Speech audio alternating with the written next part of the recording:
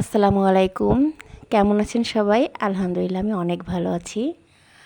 আজকে চলে আসলাম আমি আরেকটি রান্না নিয়ে। রান্নাটা কিন্তু যেমন সুস্বাদু তেমন অনেক বেশি পুষ্টিকর। এটা কিন্তু আজকে আমি রান্না করছি আমার বড় ছেলেটার জন্য। সে খুব বায়না করছে যে সে এইটাই খাবে আজকে। এটা হলো যে তেলাপিয়া মাছ দিয়ে মিষ্টি কুমড়া ভর্তা। ভাবলাম যে সবজি তো খেতেই চায় না, মাছও তাদের খুব অনীহা খেতে চায় না, তাহলে জলসে যখন করেই দিই একসাথে ২ রকম পুষ্টি তাদের হয়ে যাবে, তাই ঝঞ্ঝাটটাও একটু কম হবে। তাই মনে করলাম যাক আজকে বানিয়ে দিই, তাদের মতোও হবে, আমারও একটু শর্টকাট হলো। তো আমি এর জন্য পুরো অ্যারেঞ্জমেন্টটা করে নিয়েছি। আগে তো পেঁপেটা স্লাইস করে নিয়েছি, কাঁচামরিচ, পেঁয়াজ সব কিছু গুছিয়ে নিয়েছি। আর এতে আমি ২টা মাছ দেবো, সেই মাছ দুটো ভালো করে ধুয়ে নিয়েছি। লবণ, হলুদ এবং হালকা মরিচ গুঁড়া দিয়ে এগুলো আমি মাখিয়ে ভাজি করে নেবো আগে। প্রথমে ভাজি করে তারপর এটা ভর্তাটা আমি করব। তো আমি প্যানে তেল দিয়ে দিয়েছি। তেলটা গরম হওয়ার পরে আমি একে একে সবগুলো মিষ্টি কুমড়ার ভিতরে দিয়ে দিচ্ছি। মিষ্টি কুমড়াগুলো ভালোভাবে ভাজাও হবে, ২ পিঠ লাল লাল হবে, প্লাস হচ্ছে যে একটু গলেও যাবে, সেজন্য আমি ঢেকেও দিয়েছিলাম ফ্রাই প্যানটা। এটা হাতে মাখা হবে, তো না গললে এটার ভিতরটা মাখানো যাবে না, সেজন্য এটা ভালো করে নরম হতে হবে।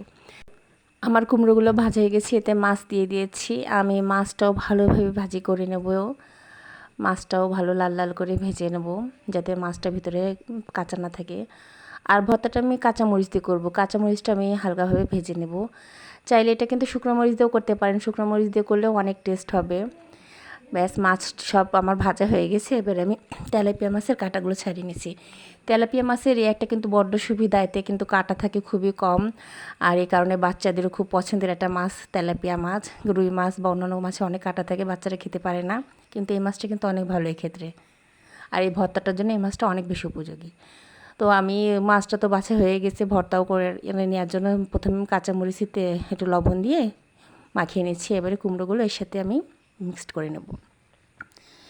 আমি কিন্তু এতে কাঁচা পেঁয়াজ ব্যবহার করব বলে আমি পেঁয়াজটা কিন্তু ভেজে নিই না। আপনারা যদি মনে করেন যে পেঁয়াজটা ভেজে নেবেন, তাহলে ভেজেও নিতে পারেন, এটাও কিন্তু ভালো লাগে, টেস্টটা হয় অনেক।